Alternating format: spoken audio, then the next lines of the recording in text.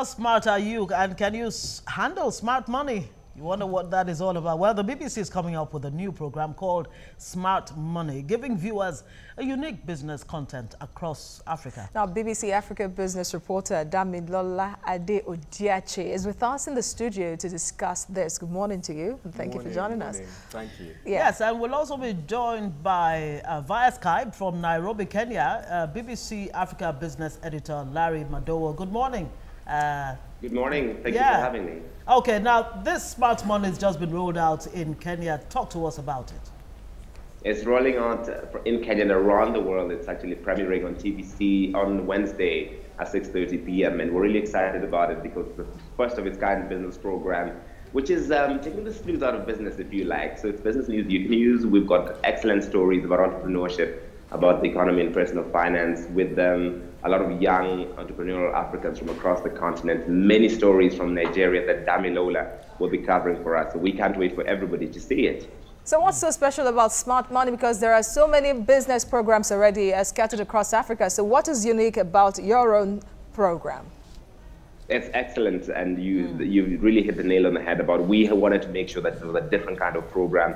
It wasn't another one that speaks to the capital markets, that takes very complex business ideas and does not break it down for the audience. So what we're trying to do is basically with this program, approach it from the eye of the average Nigerian. What do they want to know? How can I make more money? Should I maybe get into a side hustle? What are the tips of investing in the stock market? Or should I be thinking about unit trust? Or should I be thinking about, or should I be wary of, for instance, Ponzi schemes? And we've got a great story coming out about Ponzi schemes. A lot of Nigerians are familiar with that. So we want to look at it as your companion every week to navigate the complex world of business, but also to give you tips and advice and tricks for how to make more money and to make your money work as hard as you do.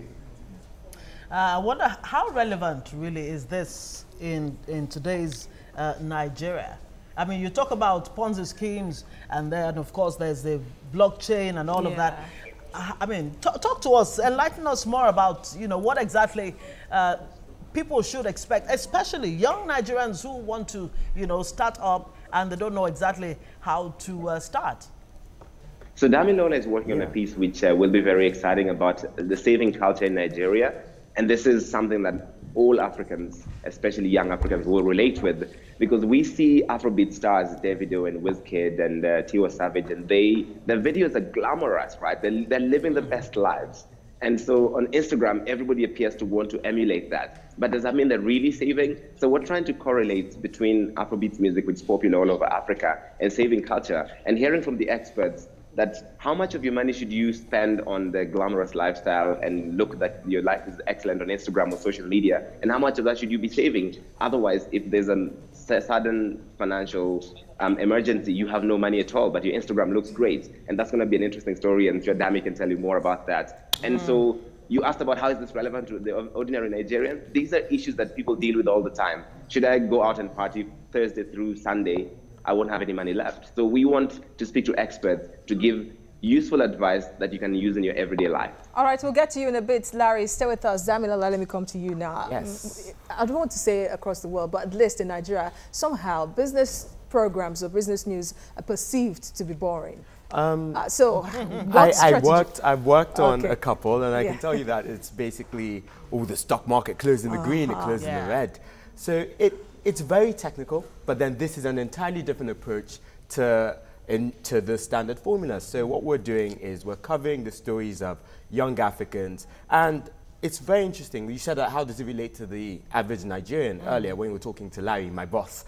And basically it does, because we are also young. A lot of members of the team are young, and we're looking at the issues that we see our peers talking about. So you said, we know how Nigeria is today. The unemployment rate is high. We're heading to another election season. And I think everybody has such big dreams, especially because everybody's seen people start from nothing and end up somewhere. So we're all wondering, how do they do it? How did this person do it? How did this person do it? So that's something that we're exploring as well. And we're getting them to say, okay, this is what you do. This is what you do.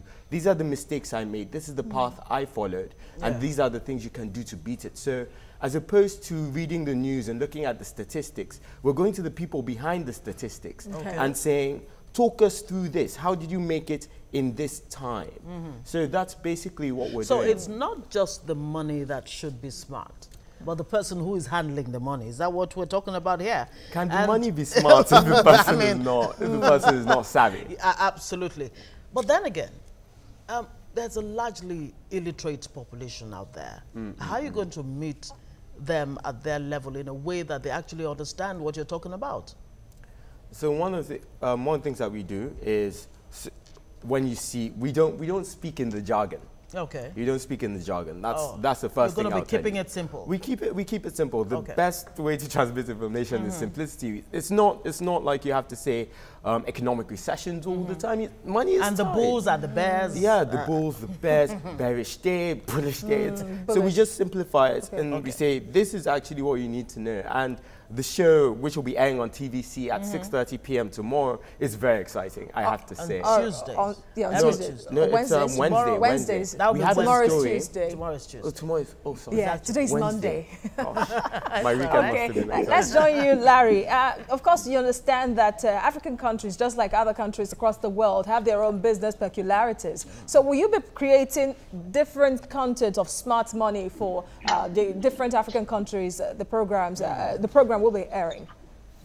I think peculiarity is one way to look at it. The other one is uniqueness, and we think that other Africans will be interested in that. So we want to, it is one program that will be airing in Nigeria, but also across the continent. And parts of this shows will also be on the rest of the BBC, on BBC World News, on the News Channel in the UK. And we think that there's not enough of Pan-African storytelling right now, and especially around business and entrepreneurship. And if, for instance, you talk about Iroko TV and the work that they have done in creating a streaming platform which has Nollywood content, it's very popular in Namibia, in Zimbabwe, in Uganda. And so if we speak to the people who made this, every African will be interested in that. If you talk about some of the entrepreneurs who've taken advantage of a lot of millennials wear beards these days, and some that I'm personally interested in for obvious reasons.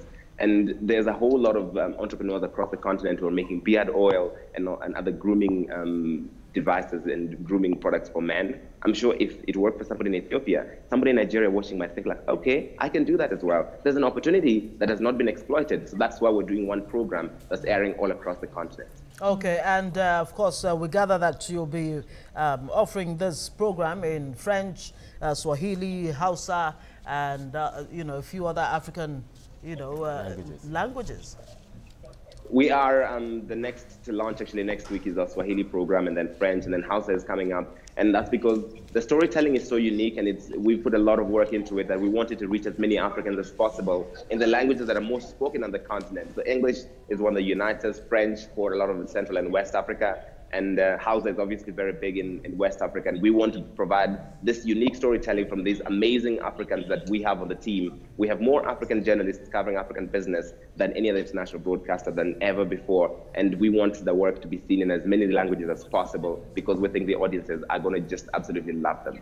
All right, Larry, in a bit, let me come to Damilola now. The style of the program, the format of the program, will it be just all interviews, so you go out, you interview interesting business people, or what are the other segments of it? It is, so this format where we sit down together and we have a talk, that doesn't happen. We go there. So I'll just tell you about the program that's coming up on Wednesday. We have, there's a story there about a side hustle. So in Kenya, they call their danfos matatus. So it's about a lawyer who wanted to make more cash. So he set up a matatu side hustle.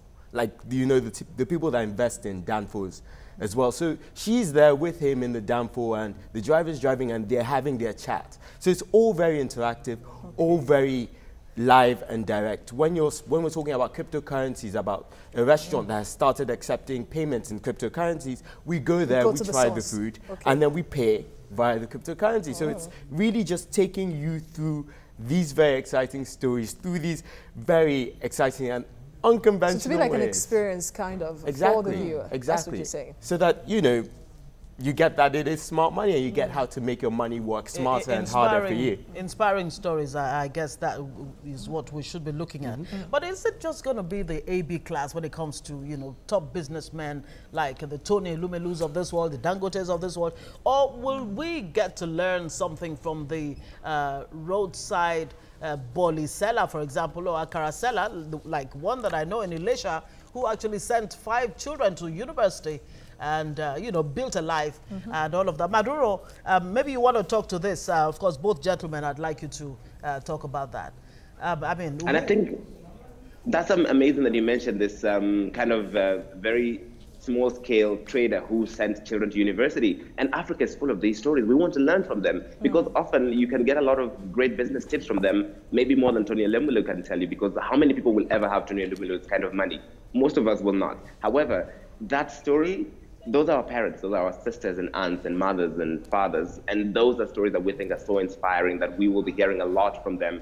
Dami was talking about these experiential way we do these things. One of the stories in the premiere episode you'll see on TVC this Wednesday at 6:30 p.m. is about a wig seller in Ghana. And we had a comedian go out and meet her and spend the day with her, learn how she makes her wigs, and then actually go on a sales call to sell the wigs. And we learn in that process a lot about the wig business and the hair business in Ghana that maybe just sitting in studio we would not have been able to. And what about the cross transmission plan for the program? Apart from television viewing, which other plans do you have? We're launching the television program today across Africa. We're also launching soon a companion website, bbcafrica.com/smart money, where a lot of these pieces will live online and people can go there and see the pieces, see the full show, also hear from our team. Damilola will be writing some excellent pieces in there, but also our teams from across the continent. They will get to see some smaller digital shorts that go and hear from young entrepreneurs from across the continent. We'll have on the BBC Africa social media pages, BBC Africa on Twitter, on Facebook, and on YouTube. You can see a lot more of the content that's coming from the team. As we ramp up in 2 weeks, we're also going to be launching a daily program called Money Daily. So all of that will reside in this companion website, bbcafrica.com. All right. Smart money. Odiachi, I'm sure you still have a lot more information to give us, but we'll look forward to it. It's going to be airing on TVC Wednesday, like we gathered, at 6:30. Yes. Every Wednesday at 6:30. This week, exciting. Next week, you'll see me and the story I've been working on. And I can just tell you one thing about the stories. You probably not put 2 and 2 together. Okay. You know, like when you're thinking about the average story, you know, you're talking inflation. It won't be predictable. Not predictable at all. Okay. Not predictable. All right. Thank you so much. Larry Maduro is the BBC Africa business editor. And, of course, Damilola Ade-Odiachi, BBC Africa business reporter. Thank you so much for joining us. Thank you, guys. Thank you for having us. Yeah.